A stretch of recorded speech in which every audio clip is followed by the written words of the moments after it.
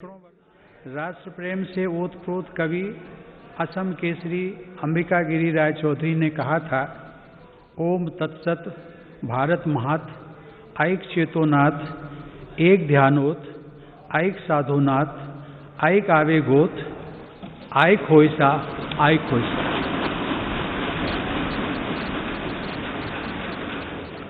अर्थात भारत की महानता परम सत्य है।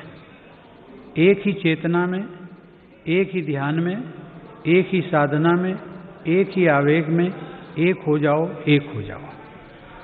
आज हम भारतीयों की यही एकजुटता, यही साधना देश को अनेक आपदाओं से बाहर निकाल कर लाई है। एक तरफ कोरोना जैसी वैश्विक महामारी, दूसरी तरफ अनेक राज्यों में बाढ़, कभी अनेक राज्यों में भूकंप, तो कभी बड़े बड़े साइक्लोन, टिड्डी दल के हमले से लेकर बर्ड फ्लू तक देशवासियों ने हर आपदा का डटकर सामना किया है। इसी काल में सीमा पर भी अप्रत्याशित तनाव बढ़ा। इतनी आपदाओं से, इतने मोर्चों पर देश एक साथ लड़ा और हर कसौटी पर खरा उतरा। इस दौरान हम सब देशवासियों के अप्रतिम साहस, संयम, अनुशासन और सेवा भाव के भी साक्षी बने हैं। महामारी के खिलाफ इस लड़ाई में हमने अनेक देशवासियों को असमय खोया भी है। हम सभी के प्रिय और पूर्ववर्ती राष्ट्रपति प्रणब मुखर्जी का निधन भी कोरोना काल में हुआ। संसद के 6 सदस्य भी कोरोना की वजह से असमय हमें छोड़कर चले गए। मैं सभी के प्रति अपनी विनम्र श्रद्धांजलि अर्पित करता हूँ। माननीय सदस्यगण, हमारे शास्त्रों में कहा गया है, कृतम में दक्षिणे हस्ते जयो में सव्य आहिता। अर्थात हमारे एक हाथ में कर्तव्य होता है तो दूसरे हाथ में सफलता होती है। कोरोना महामारी के इस समय में जब दुनिया का प्रत्येक व्यक्ति, हर देश इससे प्रभावित हुआ, आज भारत एक नए सामर्थ्य के साथ दुनिया के सामने उभर कर आया है। मुझे संतोष है कि मेरी सरकार के समय पर लिए गए सटीक फैसलों से लाखों देशवासियों का जीवन बचा है। आज देश में कोरोना के नए मरीजों की संख्या भी तेजी से घट रही है और जो संक्रमण से ठीक हो चुके हैं उनकी संख्या भी बहुत अधिक है। माननीय सदस्यगण, जब हम बीते एक वर्ष को याद करते हैं तो हमें स्मरण होता है कि कैसे एक ओर नागरिकों के जीवन की रक्षा की चुनौती थी तो दूसरी तरफ अर्थव्यवस्था की चिंता भी करनी थी। अर्थव्यवस्था को संभालने के लिए रिकॉर्ड आर्थिक पैकेज की घोषणा के साथ ही मेरी सरकार ने इस बात का भी ध्यान रखा कि किसी गरीब को भूखा न रहना पड़े। प्रधानमंत्री गरीब कल्याण योजना के माध्यम से 8 महीनों तक 80 करोड़ लोगों को 5 किलो प्रति माह अतिरिक्त अनाज निःशुल्क सुनिश्चित किया गया। सरकार ने प्रवासी श्रमिकों, कामगारों और अपने घर से दूर रहने वाले लोगों की भी चिंता की। One nation, one ration card की सुविधा देने के साथ ही सरकार ने उन्हें निःशुल्क अनाज मुहैया कराया और उनके लिए श्रमिक स्पेशल ट्रेनें चलवाईं। महामारी के कारण शहरों से वापस आए प्रवासियों को उनके ही गांवों में काम देने के लिए मेरी सरकार ने 6 राज्यों में गरीब कल्याण रोजगार अभियान भी चलाया। इस अभियान की वजह से 50 करोड़ मैन डेज के बराबर रोजगार पैदा हुआ। सरकार ने रेहड़ी पटरी वालों और ठेला लगाने वाले भाई बहनों के लिए विशेष स्वनिधि योजना भी शुरू की। इसके साथ ही करीब 31,000 करोड़ रुपए गरीब महिलाओं के जन धन खातों में सीधे ट्रांसफर भी किए गए। इस दौरान देश भर में उज्ज्वला योजना की लाभार्थी गरीब महिलाओं को 14 करोड़ से अधिक मुफ्त गैस सिलेंडर भी मिले। अपने सभी निर्णयों में मेरी सरकार ने संघीय ढांचे की सामूहिक शक्ति का अद्वितीय उदाहरण भी प्रस्तुत किया है। केंद्र और राज्य सरकारों के बीच इस समन्वय ने लोकतंत्र को मजबूत बनाया है और संविधान की प्रतिष्ठा को सशक्त किया है। माननीय सदस्यगण, आचार्य चाणक्य ने कहा है, तृणम लघु तृणात् तूलम तूलादपि च याचकः वायुना किम न नीतो असो माम्यम या चयस्यति। अर्थात याचना करने वाले को घास के तिनके और रुई से भी हल्का माना गया है। रुई और तिनके को उड़ा ले जाने वाली हवा भी याचक को इसलिए अपने साथ उड़ाकर नहीं ले जाती कि कहीं वह हवा से भी कुछ मांग न ले। इस प्रकार हर कोई याचक से बचता है। इसका अभिप्राय यह है कि यदि अपने महत्व को बढ़ाना है तो दूसरों पर निर्भरता को कम करते हुए आत्मनिर्भर बनना होगा।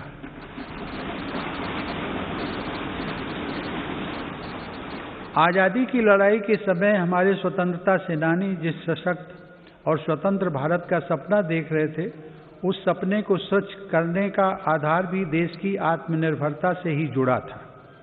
कोरोना काल में बनी वैश्विक परिस्थितियों ने जब हर देश की प्राथमिकता उसकी अपनी ज़रूरतें थी, हमें ये याद दिलाया है कि आत्मनिर्भर भारत का निर्माण क्यों इतना महत्वपूर्ण है। इस दौरान भारत ने बहुत ही कम समय में 2200 से अधिक प्रयोगशालाओं का नेटवर्क बनाकर हजारों वेंटिलेटर्स का निर्माण करके पीपीई किट से लेकर टेस्ट किट बनाने तक में आत्मनिर्भरता हासिल करके अपनी वैज्ञानिक क्षमता, अपनी तकनीकी दक्षता और अपने मजबूत स्टार्टअप इकोसिस्टम का भी परिचय दिया है। हमारे लिए यह और भी गर्व की बात है कि आज भारत दुनिया का सबसे बड़ा टीकाकरण अभियान चला रहा है। इस प्रोग्राम की दोनों वैक्सीन भारत में ही निर्मित हैं। संकट के इस समय में भारत ने मानवता के प्रति अपने दायित्व का निर्वहन करते हुए अनेक देशों को कोरोना वैक्सीन की लाखों खुराक उपलब्ध कराई है। भारत के इस कार्य की विश्व भर में हो रही प्रशंसा हमारी हजारों वर्ष पुरानी संस्कृति, सर्वे संतु निरामया की भावना के साथ जग कल्याण की हमारी प्रार्थना हमारे प्रयासों को और ऊर्जा दे रही है। माननीय सदस्यगण, मेरी सरकार द्वारा स्वास्थ्य के क्षेत्र में पिछले 6 वर्षों में जो कार्य किए गए हैं, उनका बहुत बड़ा लाभ हमने इस कोरोना संकट के दौरान देखा है। इन वर्षों में इलाज से जुड़ी व्यवस्थाओं को आधुनिक बनाने के साथ ही बीमारी से बचाव पर भी उतना ही बल दिया गया है। राष्ट्रीय पोषण अभियान, फिट इंडिया अभियान, खेलो इंडिया अभियान, ऐसे अनेक कार्यक्रमों से स्वास्थ्य को लेकर देश में नई सतर्कता आई है। आयुर्वेद और योग को बढ़ावा देने के मेरी सरकार के प्रयासों का लाभ भी हमें देखने को मिला है। मेरी सरकार के प्रयासों से आज देश की स्वास्थ्य सेवाएं गरीबों को आसानी से उपलब्ध हो रही हैं तथा बीमारियों पर होने वाला उनका खर्च कम हो रहा है। आयुष्मान भारत प्रधानमंत्री जन आरोग्य योजना के तहत देश में 1.5 करोड़ गरीबों को 5 लाख रुपए तक का मुफ्त इलाज मिला है। इससे इन गरीबों को 30,000 करोड़ रुपए से ज़्यादा खर्च होने से बचे हैं। आज देश के 24,000 से ज़्यादा अस्पतालों में से किसी में भी आयुष्मान योजना का लाभ लिया जा सकता है। इसी तरह प्रधानमंत्री भारतीय जन औषधि योजना के तहत देश भर में बने 7,000 केंद्रों से गरीबों को बहुत सस्ती दर पर दवाइयाँ मिल रही हैं। इन केंद्रों में रोजाना लाखों मरीज दवाई खरीद रहे हैं। कीमत कम होने की वजह से मरीजों को सालाना लगभग 3,600 करोड़ रुपए की बचत हो रही है। माननीय सदस्यगण, देश में स्वास्थ्य सेवाओं के विस्तार के लिए मेडिकल शिक्षा का विस्तार भी अत्यंत आवश्यक है। साल 2014 में देश में सिर्फ 387 मेडिकल कॉलेज थे, लेकिन आज देश में 562 मेडिकल कॉलेज हैं। बीते 6 वर्षों में अंडर ग्रेजुएट और पोस्ट ग्रेजुएट चिकित्सा शिक्षा में 50,000 से ज़्यादा सीटों की वृद्धि हुई है। प्रधानमंत्री स्वास्थ्य सुरक्षा योजना के तहत सरकार ने 22 नए एम्स को भी मंजूरी दी है।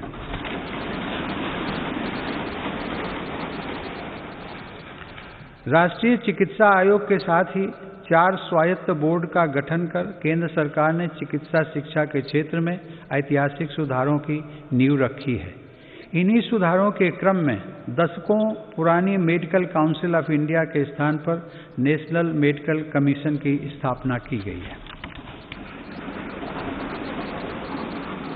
माननीय सदस्यगण, आत्मनिर्भर भारत अभियान केवल भारत में निर्माण तक ही सीमित नहीं है, बल्कि यह भारत के हर नागरिक का जीवन स्तर ऊपर उठाने तथा देश का आत्मविश्वास बढ़ाने का भी अभियान है।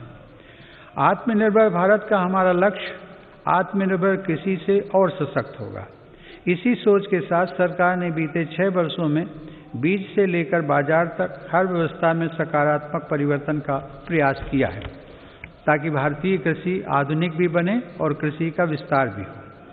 इन्हीं प्रयासों के क्रम में मेरी सरकार ने स्वामीनाथन आयोग की सिफारिशों को लागू करते हुए लागत से 1.5 गुना MSP देने का फैसला भी किया है।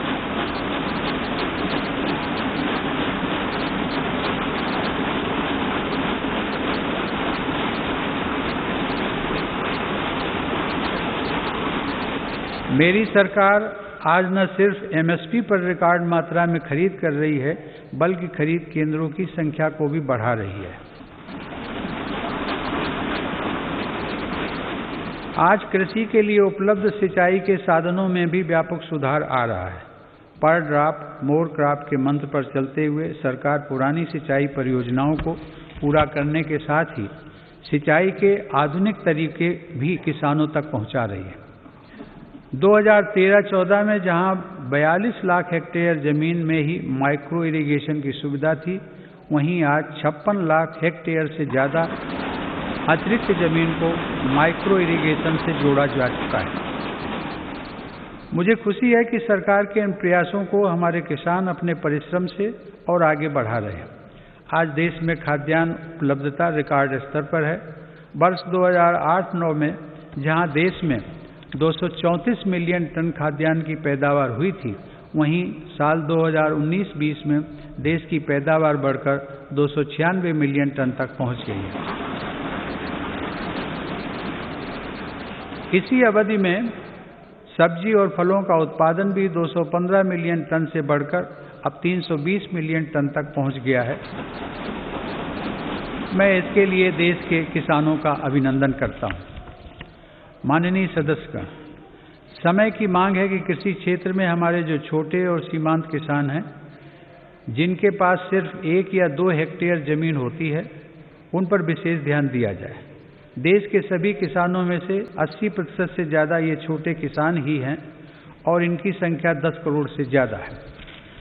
मेरी सरकार की प्राथमिकताओं में ये छोटे और सीमांत किसान भी हैं। ऐसे किसानों के छोटे छोटे खर्च में सहयोग करने के लिए PM किसान सम्मान निधि के जरिए उनके खातों में लगभग 1,13,000 करोड़ से अधिक रुपए सीधे ट्रांसफर किए जा चुके हैं। प्रधानमंत्री फसल बीमा योजना का लाभ भी देश के छोटे किसानों को हुआ है। इस योजना के तहत पिछले 5 वर्षों में किसानों को 17,000 करोड़ रुपए प्रीमियम के एवज में लगभग 90,000 करोड़ रुपए की राशि मुआवजे के तौर पर मिली है। देश के छोटे किसानों को साथ जोड़कर 10,000 किसान उत्पादक संगठनों यानी फार्मर प्रोड्यूसर ऑर्गेनाइजेशंस को स्थापित करने का अभियान एक ऐसा ही प्रभावशाली कदम है। इससे इन छोटे किसानों को समृद्ध किसानों की तरह बेहतर तकनीक, ज़्यादा ऋण, पोस्ट हार्वेस्टिंग प्रोसेसिंग एवं मार्केटिंग की सुविधाएं और प्राकृतिक आपदा के समय सुरक्षा मिलनी सुनिश्चित हुई है।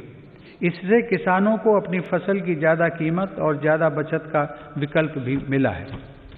माननीय सदस्यगण, व्यापक विमर्श के बाद संसद ने 7 महीने पूर्व 3 महत्वपूर्ण कृषि सुधार, कृषक उपज व्यापार और कृषक संवर्धन और सरलीकरण विधेयक कृषि सशक्तिकरण और संरक्षण, कीमत आश्वासन और कृषि सेवा करार विधेयक और आवश्यक वस्तु संशोधन विधेयक पारित किए हैं।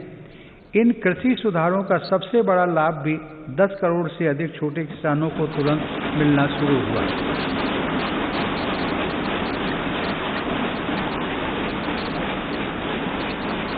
छोटे किसानों को होने वाले इन लाभों को समझते हुए ही अनेक राजनीतिक दलों ने समय समय पर इन सुधारों को अपना भरपूर समर्थन दिया था।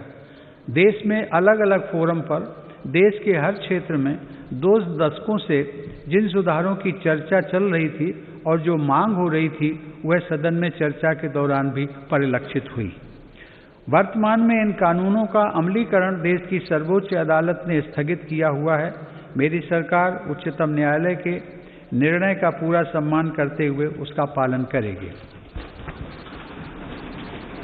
लोकतंत्र और संविधान की मर्यादा को सर्वोपरि रखने वाली मेरी सरकार इन कानूनों के संदर्भ में पैदा किए गए भ्रम को दूर करने का निरंतर प्रयास कर रही है। मेरी सरकार ने लोकतंत्र में अभिव्यक्ति की आज़ादी और शांतिपूर्ण आंदोलनों का हमेशा सम्मान किया है, लेकिन पिछले दिनों हुआ तिरंगे और गणतंत्र दिवस जैसे पवित्र दिन का अपमान बहुत दुर्भाग्यपूर्ण है। जो संविधान हमें अभिव्यक्ति की आज़ादी का अधिकार देता है, वही संविधान हमें सिखाता है कि कानून और नियम का भी उतनी ही गंभीरता से पालन करना चाहिए। मेरी सरकार ये स्पष्ट करना चाहती है कि 3 नए कृषि कानून बनने से पहले पुरानी व्यवस्थाओं के तहत जो अधिकार थे तथा जो सुविधाएं थी, उनमें कहीं कोई कमी नहीं की गई है, बल्कि इन कृषि सुधारों के जरिए सरकार ने किसानों को नई सुविधाएं उपलब्ध कराने के साथ साथ नए अधिकार भी दिए हैं।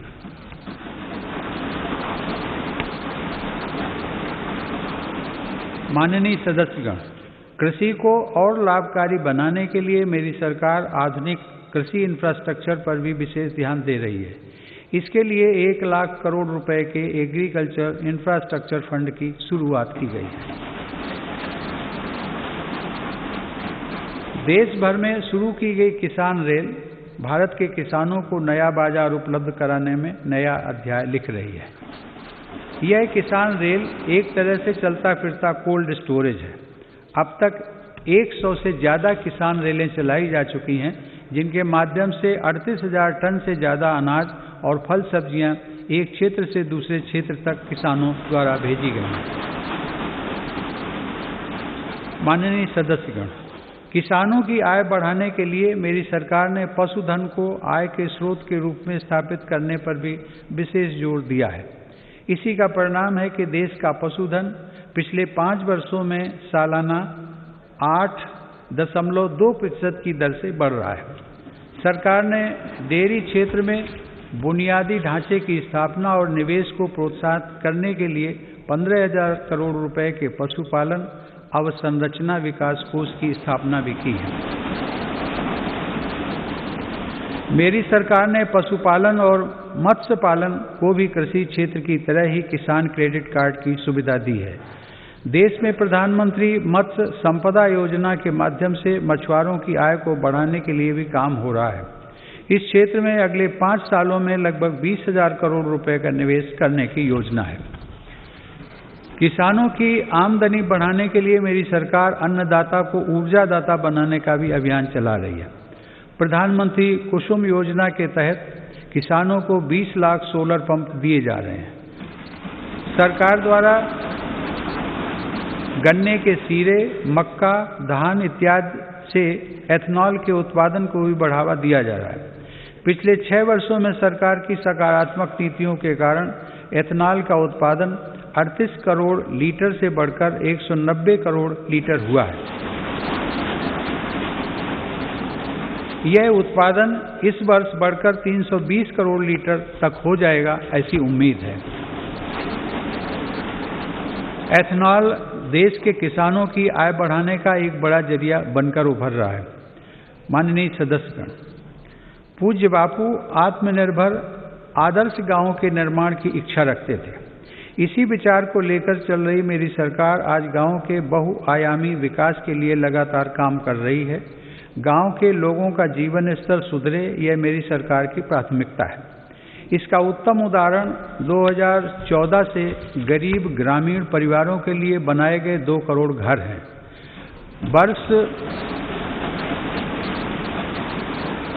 वर्ष 2022 तक हर गरीब को पक्की छत देने के लिए प्रधानमंत्री आवास योजना की गति भी तेज की गई है। मेरी सरकार द्वारा शुरू की गई स्वामित्व योजना से अब ग्रामीणों को उनकी संपत्ति पर कानूनी हक मिल रहा है। स्वामित्व के इस अधिकार से अब गांव में भी संपत्तियों पर बैंक लोन लेना, हाउस लोन लेना आसान बनेगा और ग्रामीण क्षेत्रों में आर्थिक गतिविधियां तेज होंगी। इस योजना का भी विशेष लाभ गांव के छोटे उद्यमियों और कुटीर उद्योगों से जुड़े लोगों तथा छोटे किसानों को होगा। माननीय सदस्यगण, बाबा साहेब आम्बेडकर संविधान के मुख्य शिल्पी होने के साथ साथ हमारे देश में वाटर पॉलिसी को दिशा दिखाने वाले भी थे। 8 नवंबर 1945 को कटक में एक कॉन्फ्रेंस के दौरान उन्होंने कहा था, water is wealth, water being the wealth of the people and its distribution being uncertain, the correct approach is not to complain against nature but to conserve water. Baba Saheb की प्रेरणा को साथ लेकर मेरी सरकार जल जीवन मिशन की महत्वाकांक्षी योजना पर काम कर रही है। इसके तहत हर घर जल पहुंचाने के साथ ही जल संरक्षण पर भी तेज गति से काम किया जा रहा है। मुझे यह बताते हुए हर्ष है कि इस अभियान के तहत अब तक 3 करोड़ परिवारों को पाइप वाटर सप्लाई से जोड़ा जा चुका है। इस अभियान में अनुसूचित जातियों व जनजातियों के भाई बहनों तथा वंचित वर्गों के अन्य लोगों को प्राथमिकता के आधार पर पानी का कनेक्शन दिया जा रहा है। माननीय सदस्यगण, हमारे गांवों को 21वीं सदी की जरूरतों और इंफ्रास्ट्रक्चर से जोड़ने के लिए मेरी सरकार ने ग्रामीण सड़क नेटवर्क के विस्तार में भी सराहनीय काम किया है। प्रधानमंत्री ग्राम सड़क योजना के अंतर्गत देश के ग्रामीण क्षेत्रों में 6,42,000 किलोमीटर सड़क का निर्माण पूरा कर लिया गया। इस योजना के तीसरे चरण में ग्रामीण क्षेत्रों में बसावटों के साथ साथ स्कूलों, बाजारों और अस्पतालों आदि से जोड़ने वाले 1,25,000 किलोमीटर रास्तों को भी अपग्रेड किया जाएगा। गांव में सड़कों के साथ ही इंटरनेट की कनेक्टिविटी भी उतनी ही अहम है। हर गांव तक बिजली पहुंचाने के बाद मेरी सरकार देश के 6 लाख से अधिक गांवों को ऑप्टिकल फाइबर से जोड़ने के लिए अभियान चला रही है। माननीय सदस्यगण, हमारी अर्थव्यवस्था की आधारभूत ताकत हमारे गांव और छोटे शहरों में फैले हमारे लघु उद्योग, हमारे कुटीर उद्योग MSMEs हैं। भारत को आत्मनिर्भर बनाने का बहुत बड़ा सामर्थ्य हमारे इन लघु उद्योगों के ही पास है।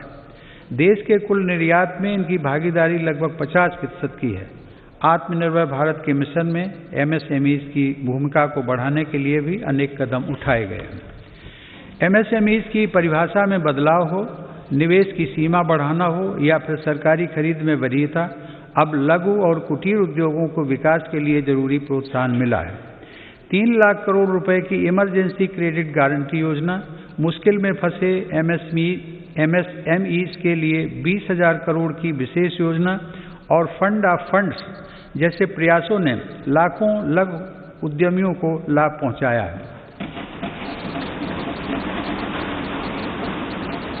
जेम पोर्टल से देश के दूर दराज वाले क्षेत्रों के MSMEs को सरकारी खरीद में पारदर्शिता के साथ साथ अधिक भागीदारी भी मिल रही है।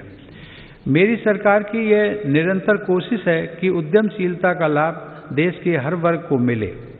हुनर हाट और उस्ताद योजना के माध्यम से लाखों शिल्पकारों का कौशल विकास भी किया जा रहा है और उनको रोजगार के अवसर दिए जा रहे हैं। इन लाभार्थियों में आधे से अधिक महिला शिल्पकार हैं। ई-हाट के माध्यम से इन शिल्पकारों को पूरी दुनिया के खरीदारों से जोड़ा जा रहा है। आत्मनिर्भर भारत में महिला उद्यमियों की विशेष भूमिका है। मेरी सरकार ने महिलाओं को स्वरोजगार के नए अवसर देने के लिए कई कदम उठाए हैं। मुद्रा योजना के तहत अब तक 25 करोड़ से ज़्यादा ऋण दिए जा चुके हैं, जिसमें से लगभग 70% ऋण महिला उद्यमियों को मिले हैं।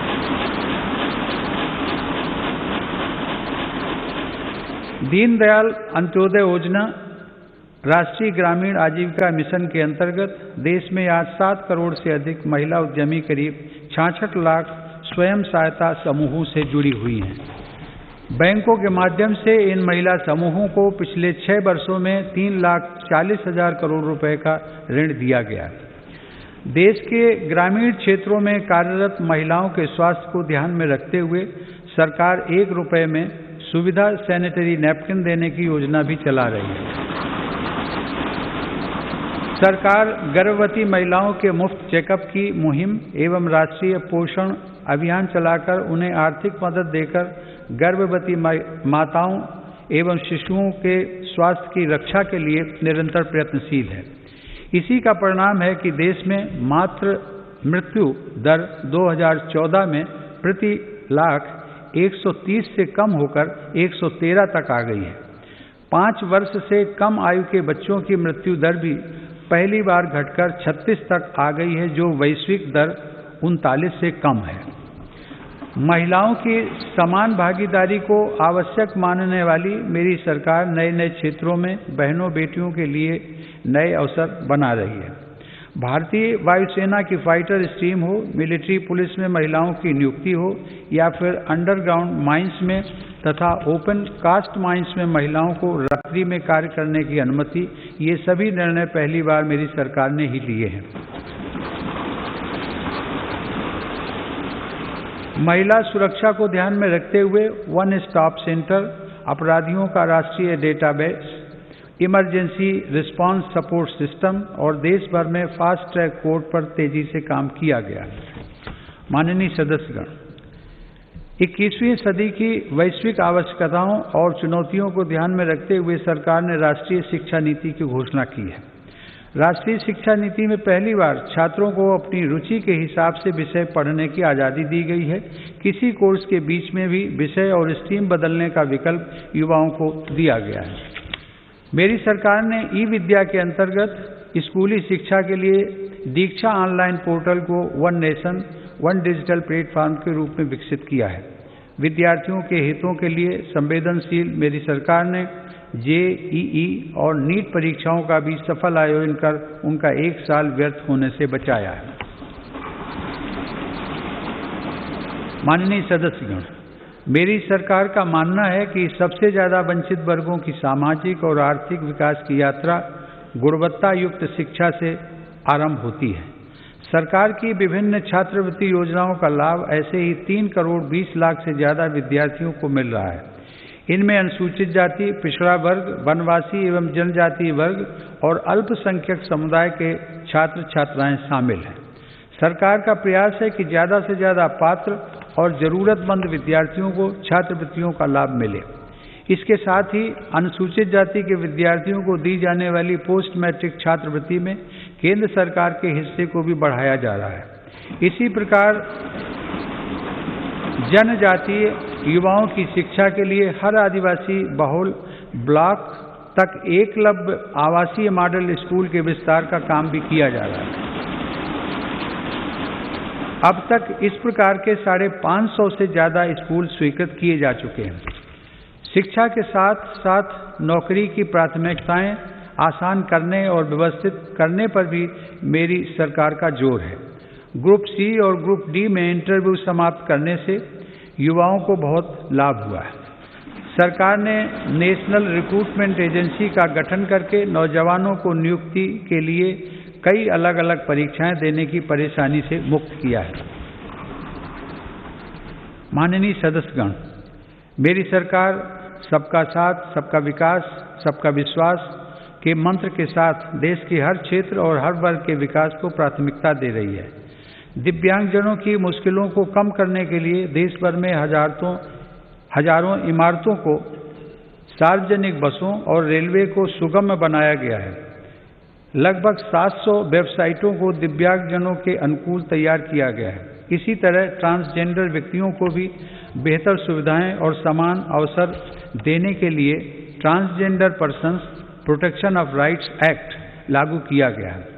डी नोटिफाइड नोमैडिक एवं सेमी नोमैडिक कम्युनिटीज यानी विमुक्त, घुमंतु और अर्ध घुमंतु समुदायों के लिए भी विकास एवं कल्याण बोर्ड की स्थापना की गई है। विकास की दौड़ में पीछे रह गए देश के 112 आकांक्षी जिलों में मेरी सरकार प्राथमिकता के आधार पर विकास योजनाओं को लागू कर रही है। इसका बहुत बड़ा लाभ आदिवासी भाई बहनों को हो रहा है। आदिवासियों की आजीविका के प्रमुख साधन यानी वन उपज की मार्केटिंग और वन उपज आधारित छोटे उद्योगों की स्थापना का काम भी जारी है।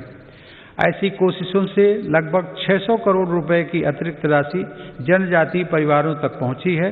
सरकार द्वारा 46 वन उपजों पर एमएसपी 90% तक बढ़ाई गई है। माननीय सदस्यगण, आधुनिक टेक्नोलॉजी का भारत में विकास और हर भारतीय की आधुनिक टेक्नोलॉजी तक आसान पहुंच आत्मनिर्भर बनते भारत की अहम पहचान है। 2 गज की दूरी की अनिवार्यता के बीच देश की संस्थाओं और नागरिकों ने डिजिटल इंडिया की ताकत से देश की रफ्तार को थमने नहीं दिया। पिछले वर्ष दिसंबर में यूपीआई से 4 लाख करोड़ रुपए से भी अधिक का डिजिटल पेमेंट हुआ है। आज देश के 200 से ज़्यादा बैंक यूपीआई व्यवस्था से जुड़े हैं। इसी तरह डिजी लॉकर का 400 करोड़ से अधिक डिजिटल डॉक्यूमेंट्स के लिए पेपरलेस प्लेटफॉर्म की तरह उपयोग किया जा रहा है। उमंग ऐप पर भी देश के करोड़ों नागरिक 2000 से ज़्यादा सेवाओं का लाभ ले रहे हैं। देश में 3.5 लाख से अधिक कॉमन सर्विस सेंटर ग्रामीण क्षेत्रों में लोगों को सरकारी सेवाओं से जोड़ रहे हैं। इसी क्रम में इंडियन स्टैंप एक्ट में संशोधन करके अब देश में ई स्टैंप की व्यवस्था भी लागू कर दी गई है। जनधन खातों, आधार और मोबाइल की त्रिशक्ति ने लोगों को उनका अधिकार सुनिश्चित किया है। इस जैम त्रिशक्ति की वजह से 1,80,000 करोड़ रुपए गलत हाथों में जाने से बच रहे हैं। मेरी सरकार द्वारा राष्ट्रीय डिजिटल हेल्थ मिशन के जरिए चिकित्सा सेवाओं को डिजिटल बनाने की शुरुआत भी की गई है। इसके माध्यम से आने वाले समय में देश के नागरिक डिजिटल अपॉइंटमेंट, डिजिटल रिपोर्ट के साथ साथ डिजिटल हेल्थ रिकॉर्ड जैसी सुविधाओं का लाभ भी उठा सकेंगे। हमारा अपना नेविगेशन सैटेलाइट सिस्टम नाविक भी आज भारत का गौरव बढ़ा रहा है। इसका लाभ अब हजारों मछुआरे साथियों को मिल रहा है। हाल ही में नेशनल एटॉमिक क्लॉक और भारतीय निर्देशक द्रव्य प्रणाली के रूप में नए मानक भी राष्ट्र को समर्पित किए गए हैं। इन स्वदेशी समाधानों से भारत के प्रोडक्ट्स को अंतर्राष्ट्रीय मानकों के अनुरूप बनाने में मदद मिलेगी। टेक्नोलॉजी का यह अभियान देश की लोकतांत्रिक संस्थाओं को भी सशक्त कर रहा है। इस दिशा में राष्ट्रीय ई विधान ऐप के जरिए देश की सभी विधानसभाओं, विधान परिषदों और संसद के दोनों सदनों का डिजिटलीकरण किया जा रहा है। राज्य विधानसभाओं में नेशनल ई विधान एप्लीकेशन यानी नेवा का कार्यान्वयन विधायी और लोकतांत्रिक प्रक्रियाओं के संचालन में एक नए युग की शुरुआत करेगा। माननीय सदस्यगण, हमारी संसद लोकतंत्र में देशवासियों की बढ़ती हुई भागीदारी और नए भारत की आकांक्षाओं की पूर्ति का एक महत्वपूर्ण माध्यम है। पहले की सरकारों में तथा संसद के सदनों में ये बात उठती रही है कि संसद की यह इमारत हमारी वर्तमान आवश्यकताओं को पूरा करने में अपर्याप्त सिद्ध हो रही है। संसद की नई इमारत को लेकर पहले की सरकारों ने भी प्रयास किए थे। यह सुखद संयोग है कि आज़ादी के 75वें वर्ष की तरफ बढ़ते हुए हमारे देश ने संसद की नई इमारत का निर्माण शुरू कर दिया।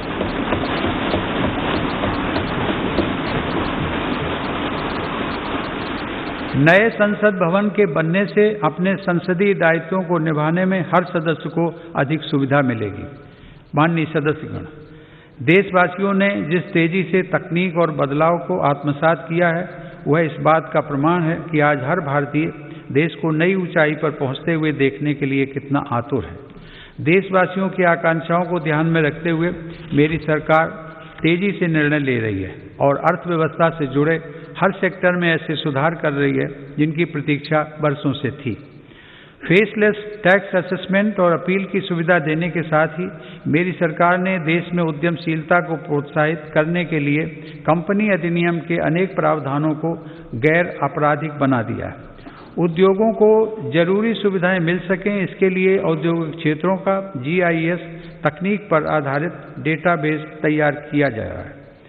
इस डेटाबेस में देश भर की लगभग 5 लाख हेक्टेयर औद्योगिक भूमि से जुड़ी जानकारी उपलब्ध है।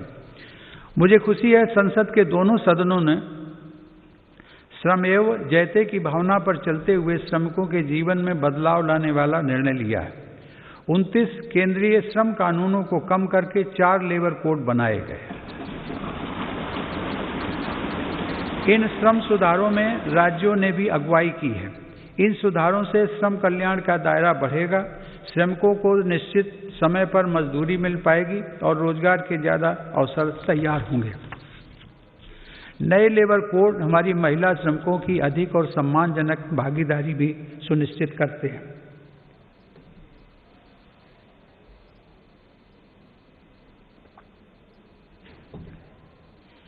उद्योगों के लिए श्रम के साथ साथ आसान पूंजी भी बहुत आवश्यक है।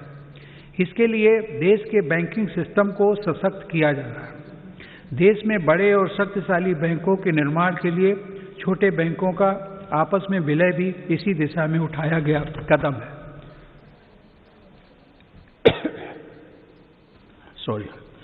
मैन्युफैक्चरिंग से जुड़े 10 सेक्टर्स के लिए पहली बार देश में लगभग 1.5 लाख करोड़ रुपए की प्रोडक्शन लिंक्ड इंसेंटिव स्कीम लागू की गई है। इसका लाभ इलेक्ट्रॉनिक्स सहित अनेक दूसरे सामान की मैन्युफैक्चरिंग में दिखने भी लगा है। देश और विदेश की अनेक बड़ी कंपनियों ने भारत में इन योजनाओं के तहत काम शुरू कर दिया। मेरी सरकार भारत में बने सामान के उपयोग के लिए जन भागीदारी को प्रोत्साहित कर रही है। आज वोकल फॉर लोकल देश में जन आंदोलन का रूप ले चुका है।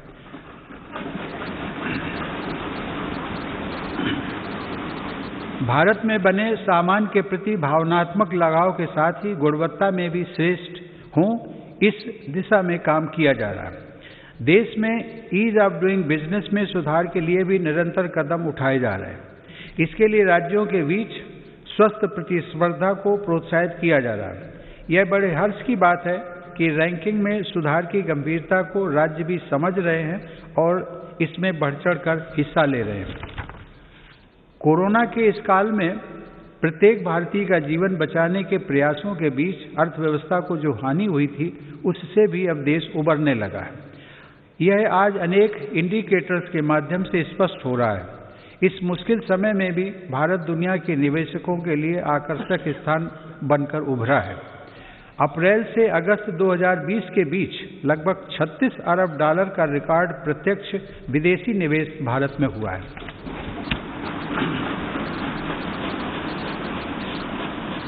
माननीय सदस्यगण, मेरी सरकार मानती है कि देश में आधुनिक इंफ्रास्ट्रक्चर का निर्माण नए और आत्मनिर्भर भारत के लिए मजबूत नींव का काम करेगा।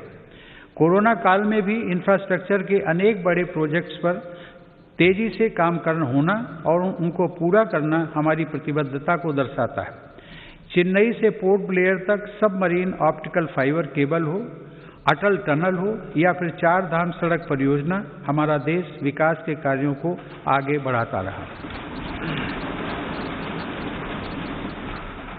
कुछ दिन पहले ही पूर्वी और पश्चिमी डेडिकेटेड फ्रेट कॉरिडोर के सेक्शंस देश को समर्पित किए गए। ये फ्रेट कॉरिडोर पूर्वी भारत में औद्योगिकरण को प्रोत्साहन देने के साथ ही रेल यात्रा में होने वाली अनावश्यक देरी को भी कम करेंगे। देश के इंफ्रास्ट्रक्चर को आधुनिक रूप देने के लिए मेरी सरकार 110 लाख करोड़ रुपए से अधिक की नेशनल इंफ्रास्ट्रक्चर पाइपलाइन पर भी काम कर रही है। साथ ही भारतमाला परियोजना के पहले चरण में 6 नए एक्सप्रेसवे और 18 नए एक्सेस कंट्रोल्ड कॉरिडोर्स का निर्माण चल रहा है। गुजरात के हजीरा और घोघा के बीच शुरू की गई रो पैक्स फेरी सेवा हो या फिर केवड़िया और साबरमती रिवर फ्रंट के बीच सी प्लेन सेवा, ये भारत में वाटर ट्रांसपोर्ट को नया आयाम दे रहे हैं।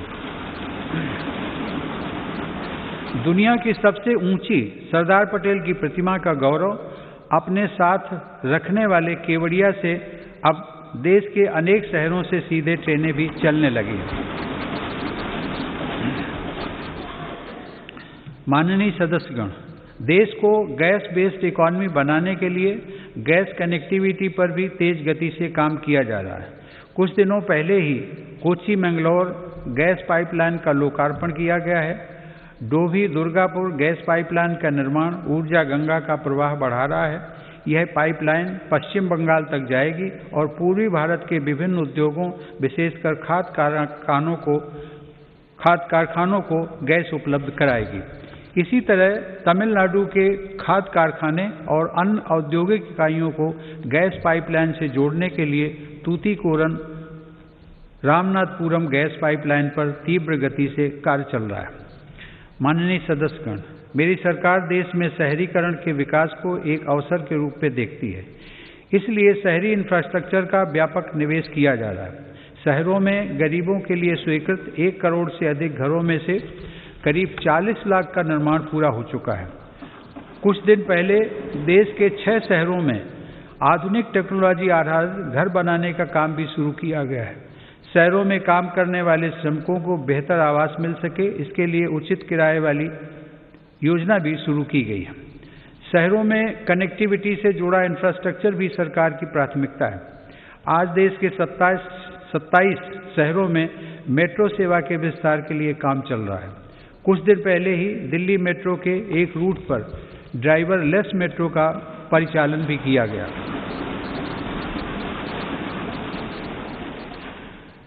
शहरों में रीजनल रैपिड ट्रांजिट सिस्टम्स के निर्माण से भी पब्लिक ट्रांसपोर्ट को बेहतर बनाया जा रहा है। कॉमन मोबिलिटी कार्ड के देश भर में हो रहे विस्तार से देश के शहरों में यात्रा और आसान होगी।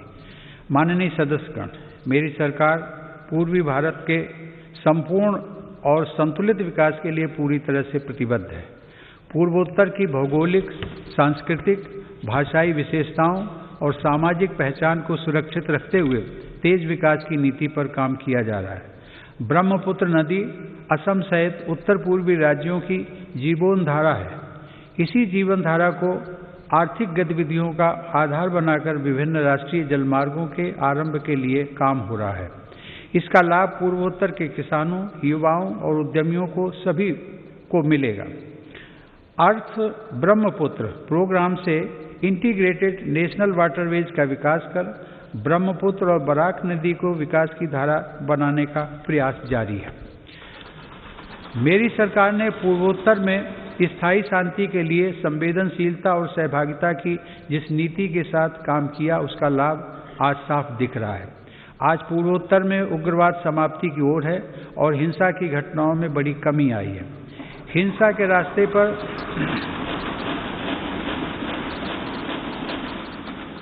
भटके युवा अब विकास और राष्ट्र निर्माण की मुख्य धारा में लौट रहे हैं। ब्रू शरणार्थियों के पुनर्वास को शांति और सौहार्द के साथ पूरा किया जा रहा है। इसी प्रकार ऐतिहासिक बोडो शांति समझौता भी हुआ है, जिसे सफलतापूर्वक लागू किया गया। समझौता होने के बाद इस बार बोडो टेरिटोरियल काउंसिल के चुनाव भी सफलता के साथ पूरे हुए हैं। माननीय सदस्यगण, मेरी सरकार देश की एकता और अखंडता को चुनौती देने वाली ताकतों से निपटने के लिए हर स्तर पर प्रयासरत है। एक तरफ जहां हिंसा प्रभावित क्षेत्रों में विकास को बढ़ावा दिया जा रहा है, वहीं दूसरी तरफ हिंसा फैलाने वाली ताकतों पर भी कड़ाई बरती जा रही है। इसी का परिणाम है कि नक्सली हिंसा की घटनाओं में बड़ी कमी आई है और नक्सल प्रभावित क्षेत्र का दायरा सिमट रहा है। मेरी सरकार की विकास नीति को जम्मू कश्मीर के लोगों ने भी भरपूर समर्थन दिया है। कुछ सप्ताह पहले ही आज़ादी के बाद पहली बार जम्मू कश्मीर में जिला परिषद के चुनाव सफलता के साथ संपन्न हुए।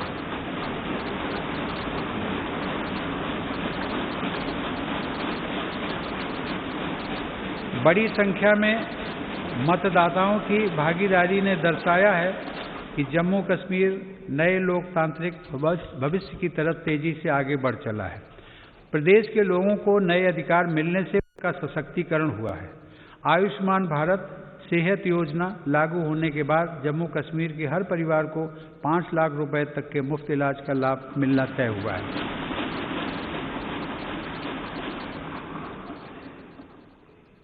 जम्मू में सेंट्रल एडमिनिस्ट्रेटिव ट्रिब्यूनल की एक बेंच भी स्थापित की गई है। केंद्र शासित प्रदेश बनने के बाद कुछ महीने पहले लद्दाख स्वायत्त पर्वतीय विकास परिषद के चुनाव की प्रक्रिया भी सफलतापूर्वक संपन्न हुई है। अब लद्दाख के लोग स्वयं अपने प्रदेश के विकास से जुड़े निर्णय और तेजी से ले रहे हैं। माननीय सदस्यगण, इस कोरोना काल में हम जब देश के भीतर आपदाओं से निपट रहे थे, तब हमारी सीमा पर भी देश के सामर्थ्य को चुनौती देने के प्रयास किए गए। LAC पर द्विपक्षीय संबंधों और समझौताओं को दरकिनार करते हुए शांति भंग करने की कोशिश की गई, लेकिन हमारे सुरक्षा बलों ने न केवल पूरी सजगता, शक्ति और हौसले के साथ इन षड्यंत्रों का मुंह तोड़ जवाब दिया, बल्कि सीमा पर यथास्थिति बदलने के सभी प्रयासों को भी नाकाम किया।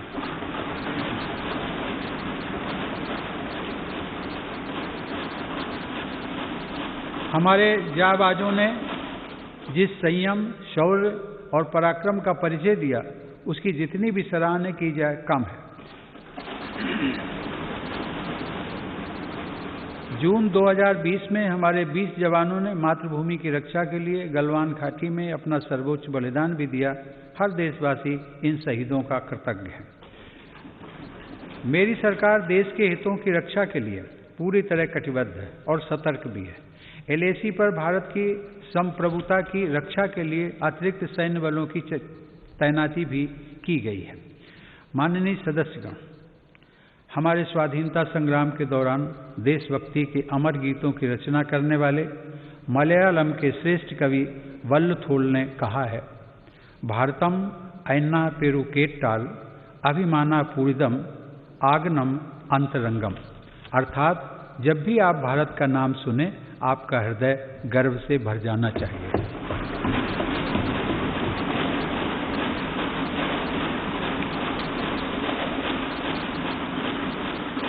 मेरी सरकार भविष्य के भारत की व्यापक भूमिका को देखते हुए अपनी सैन्य तैयारियों को सशक्त करने में जुटी है। आज अनेक आधुनिक साजो सामान भारत की सैन्य क्षमता का हिस्सा बन रहे हैं। रक्षा क्षेत्र में आत्मनिर्भरता पर भी सरकार का जोर है। कुछ दिन पहले ही सरकार ने HAL को 83 स्वदेशी लड़ाकू विमान तेजस के निर्माण का ऑर्डर दिया है। इस पर 48,000 करोड़ रुपए खर्च होंगे। सरकार द्वारा मेक इन इंडिया को बढ़ावा देने के लिए रक्षा से जुड़े 100 से अधिक सामानों के आयात पर रोक लगा दी गई है। इसी तरह supersonic torpedo, quick reaction missile, tank और स्वदेशी राइफलों सहित अनेक अत्याधुनिक हथियार देश में ही बन रहे हैं। आज भारत रक्षा सामान के निर्यात के क्षेत्र में भी तेजी से अपनी हिस्सेदारी बढ़ा रहा है। माननीय सदस्यगण, Indian National Space Promotion and Authorisation Centre अर्थात इन स्पेस का गठन स्पेस सेक्टर में बड़े सुधारों को गति देगा। आज हमें गर्व है कि इसरो के वैज्ञानिक चंद्रयान 3, गगनयान और स्मॉल सैटेलाइट लॉन्च व्हीकल जैसे महत्वपूर्ण अभियानों पर काम कर रहे हैं।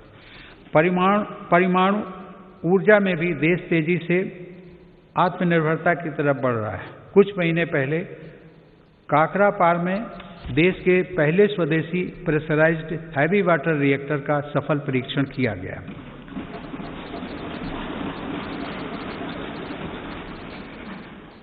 माननीय सदस्यगण, विकास के साथ ही पर्यावरण सुरक्षा भी मेरी सरकार की सर्वोच्च प्राथमिकताओं में से एक है। इसी संकल्प को लेकर भारत GDP की इमिशंस इंटेंसिटी को वर्ष 2005 की तुलना में 2030 तक 33 से 35% तक कम करने के लक्ष्य पर काम कर रहा है। पेरिस समझौते को लागू करने में भारत दुनिया के अग्रणी देशों में शामिल है। हाल ही में कच्छ के रेगिस्तान में दुनिया का सबसे बड़ा हाइब्रिड रिन्यूएबल एनर्जी पार्क बनाने का काम शुरू हुआ है। पिछले 6 वर्षों में भारत की नवीकरणीय ऊर्जा क्षमता में 2.5 गुना वृद्धि हुई है, जबकि सौर ऊर्जा क्षमता 13 गुना बढ़ी है। आज देश में कुल ऊर्जा उत्पादन क्षमता का लगभग 1/4 हिस्सा नवीकरणीय स्रोतों पर आधारित है। माननीय सदस्यगण, भारत अपनी वैश्विक जिम्मेदारियों को इस कोरोना काल में भी जिस गंभीरता से निभा रहा है, उसे आज दुनिया देख रही है। वसुधैव कुटुंबकम की भावना को चरितार्थ करते हुए भारत ने देश की घरेलू जरूरतों को पूरा करने के साथ ही 150 से अधिक देशों को जरूरी दवाइयों की आपूर्ति की।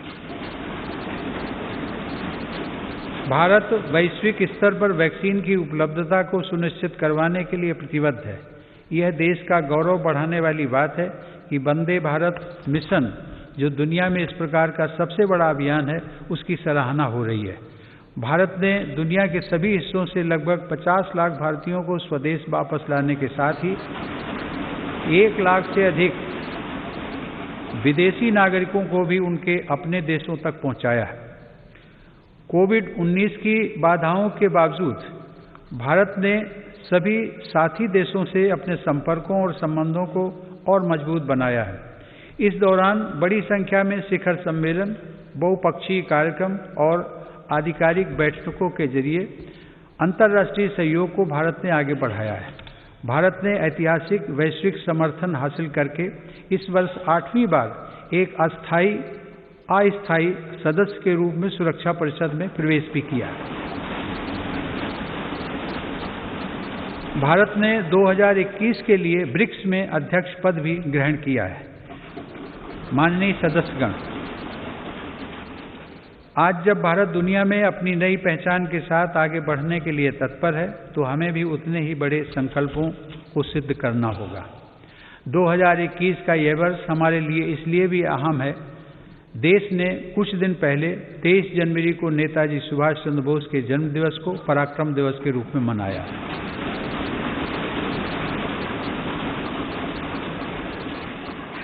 यह वर्ष नेताजी की 125वीं जन्म जयंती का वर्ष भी है। नेताजी की जयंती को बड़े पैमाने पर मनाने के लिए मेरी सरकार ने एक उच्च स्तरीय समिति का गठन किया है। हम सबके पूज्य गुरु तेग बहादुर का 400वां प्रकाश पर्व भी हम पूरी श्रद्धा के साथ मनाएंगे। इन समारोहों के साथ ही देश की स्वतंत्रता के 75वें वर्ष के उपलक्ष्य में अमृत महोत्सव का शुभारंभ भी इसी वर्ष हो जाएगा। माननीय सदस्यगण, विगत वर्ष में साक्षात्कार किया है, उसी शक्ति से हमें नए लक्ष्यों को प्राप्त करना है। पिछले कुछ वर्षों में देश ने अनेक ऐसे काम कर दिखाए हैं जिनको कभी बहुत कठिन माना जाता था। आर्टिकल 370 के प्रावधानों के हटने के बाद जम्मू कश्मीर के लोगों को नए अधिकार मिले हैं।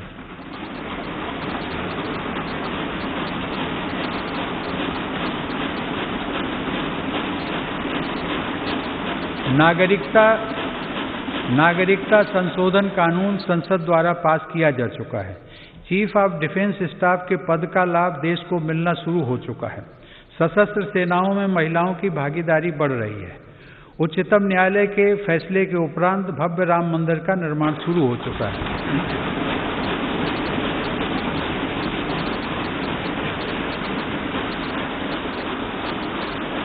ईज ऑफ डूइंग बिजनेस की रैंकिंग में भारत ने रिकॉर्ड सुधार किया है।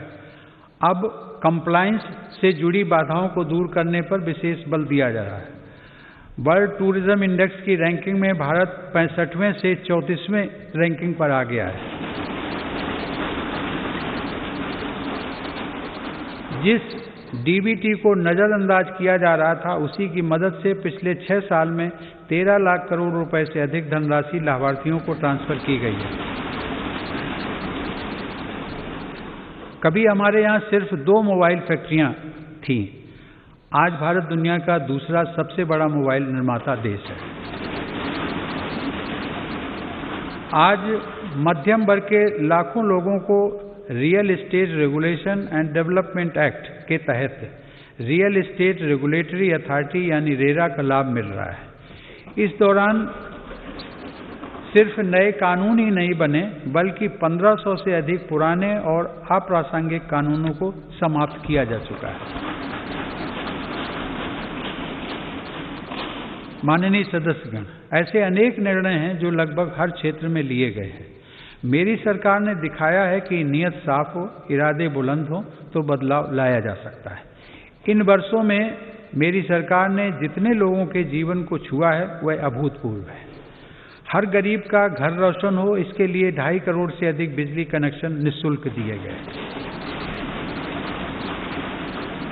गरीब और मध्यम वर्ग का बिजली बिल कम हो, इसके लिए 36 करोड़ से ज़्यादा सस्ते LED बल्ब वितरित किए गए।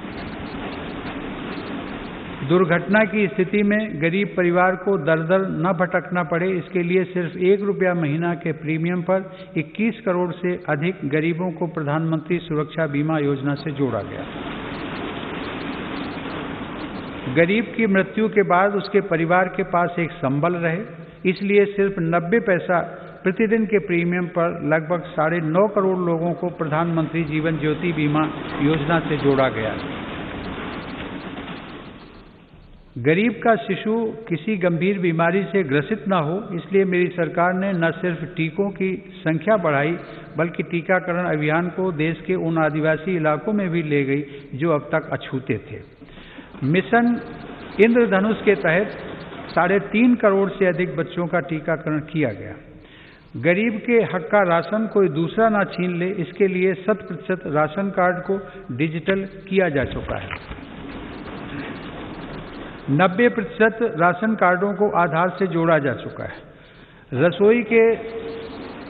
रसोई के धुएं से गरीब बहन बेटी की सेहत न खराब हो, इसके लिए उज्ज्वला योजना के तहत 8 करोड़ से ज़्यादा मुफ्त कनेक्शन दिए गए।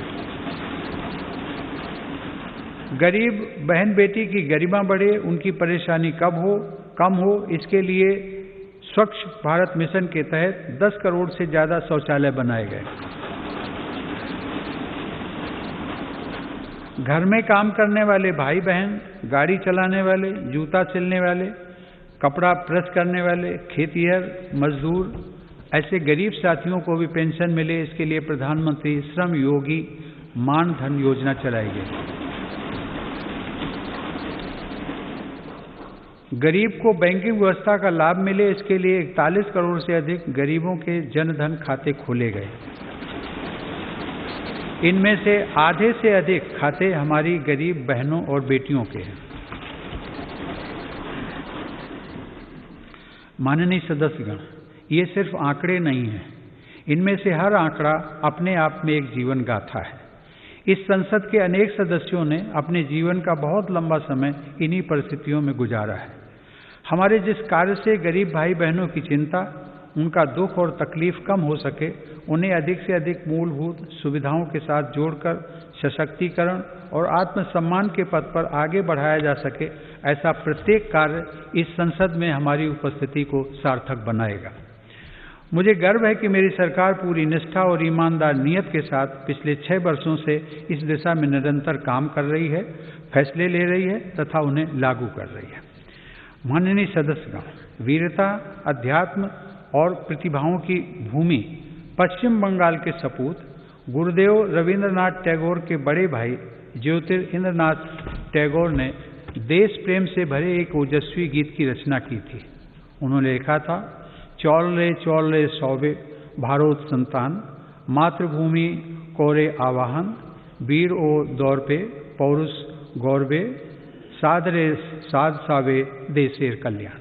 अर्थात मातृभूमि आह्वान कर रही है कि भारत की संतानों, सभी मिलजुल कर चलते रहो, वीरता के स्वाभिमान तथा पौरुष के गर्व के साथ तुम सभी देश के कल्याण की निरंतर कामना करते रहो। आइए हम सब मिलकर आगे बढ़ें, सभी देशवासी मिलकर आगे बढ़ें, अपना कर्तव्य निभाएं और राष्ट्र निर्माण में अपना योगदान दें। आइए भारत को आत्मनिर्भर बनाएं।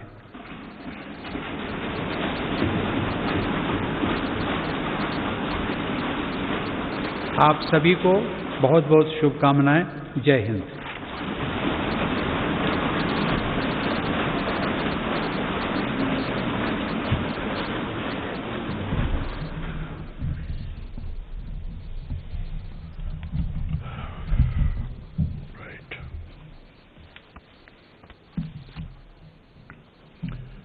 Honorable President, I wish to read some paragraphs from the English version of your address to both the House of Parliament assembled together today, and the rest of the address may be considered as read.